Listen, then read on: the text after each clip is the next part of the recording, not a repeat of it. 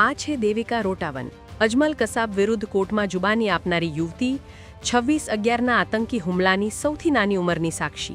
એ વખતે તે માત્ર 9 વર્ષ અને 11 મહિનાની હતી અને તેણે મુખ્ય સાક્ષી તરીકે કોર્ટમાં હાજરી આપી કસાબની ઓળખ કરી હતી. 26 નવેમ્બર 2008ના દિવસે થયેલા એ આતંકી હુમલામાં દેવિકાને પગમાં ગોળી વાગી હતી, પરંતુ સદનસીબે તે બચી ગઈ.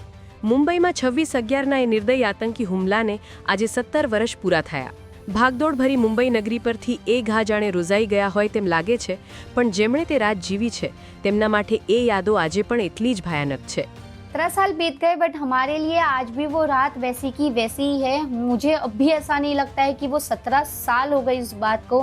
हर एक सेकंड वो पल को मैं जीती हूँ. मेरे पैर में आज भी वो निशान है, वो दर्द उसी तरीके से. છત્રપતિ શિવાજી મહારાજ ટર્મિનસ પર ભીડ વચ્ચે થયેલા અંધાધૂંધ ગોળીબારનો દેવિકા શિકાર બની હતી. એ એક જ ઘટનાએ તેનું આખું જીવન બદલી નાખ્યું.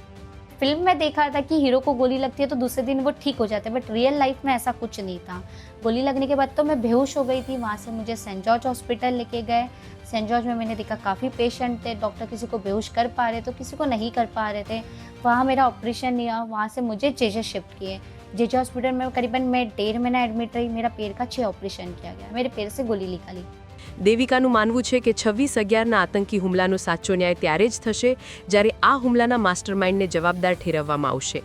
सरकार की कार्रवाई से मैं खुश हूँ. काफ़ी टाइम गया, कसाब को फांसी देने के लिए भी काफ़ी वक्त लग गया.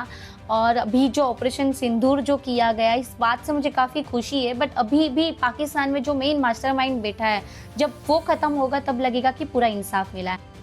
2008માં 26થી 29 નવેમ્બર દરમિયાન થયેલો આ ભયાનક હુમલો દેશ પર થયેલા સૌથી ઘાતક આતંકવાદી હુમલાઓમાંનો આ એક હતો, જેમાં 150થી વધુ લોકોએ જીવ ગુમાવ્યો હતો. 10 આતંકવાદીઓમાંથી એકમાત્ર જીવતા પકડાયેલા આતંકી અજમલ આમિર કસાબને 2012માં પુણેની યરવડા જેલમાં ફાંસી આપવામાં આવી હતી.